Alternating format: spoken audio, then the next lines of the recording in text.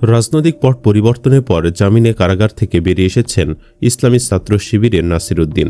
২৬ বছর বাদে নাসির কারামুক্ত হওয়ার পর তার আইনজীবী বলেছেন, ক্রসফায়ারের ভয়ে এতদিন মুক্তির কোনো উদ্যোগ নেননি তিনি। তাছাড়া কারাগারে ৫ ওয়াক্ত নামাজ পড়তেন এবং নিয়মিত কোরআন পড়তেন।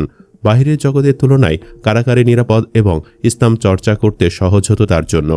একসময় চট্টগ্রামে শিবিরে দুর্ধর্ষ ক্যাডার হিসেবে পরিচিত নাসির চট্টগ্রাম কেন্দ্রীয় কারাগার থেকে জামিনে মুক্তি পান।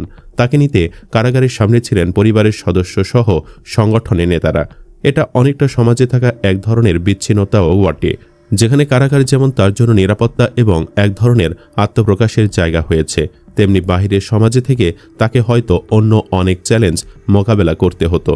আদালত সূত্রে জানা যায়, নাছিরের বিরুদ্ধে চট্টগ্রামে বিভিন্ন থানায় গুম খুন সহ প্রায় ৩৬টি মামলা ছিল। সাক্ষী না পাওয়ায় এর মধ্যে ৩১টি মামলায় খালাস পান তিনি।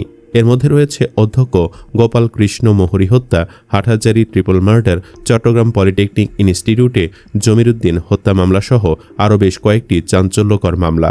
এর বাহিরে কয়েকটি মামলায় বিভিন্ন মেয়াদে তার সাজাও হয়। এর মধ্যে 2টি মামলায় সাজার মেয়াদ ভোগ করে ফেলেছেন তিনি। আইনজীবী মঞ্জুর বলেন, নাসির যখন গ্রেফতার হয়েছিল তখন তার বিরুদ্ধে ৩৬টি মামলা ছিল। তার এখন ফটিকছড়ি 3টি হত্যা মামলা চলমান রয়েছে। এর মধ্যে ২০১৬ সালে একটি, ২০২৩ সালে আরও একটি সহ 2টি মামলায় জামিন পান তিনি। সব মিলে ২৬ বছর 4 মাস চট্টগ্রাম সহ বিভিন্ন কারাগারে ছিলেন।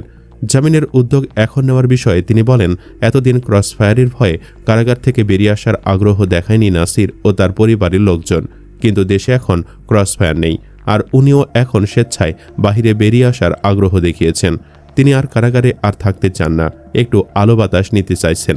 প্রিয় ভিউয়ার্স, শিবির নাসির একসময় আতঙ্কের নাম হলেও বর্তমানে তার মধ্যে এক ধরনের পরিবর্তন লক্ষণীয়, যা ইসলামের আলোকে গড়ে উঠেছে। দোয়া করি যেন নাসিরকেও বাবরের মতো কবুল করে নেন, আমিন। আপনিও আমার সাথে একমত হলে আমিন লিখে তার হেদায়েতের জন্য দোয়া করতে পারেন। এবং ভিডিওটি ভালো লাগলে একটি লাইক, সেই সাথে আমাদের চ্যানেলে নতুন হয়ে থাকলে সাবস্ক্রাইব করে সাথেই থাকুন। ধন্যবাদ এতক্ষণ সাথে থাকার জন্য।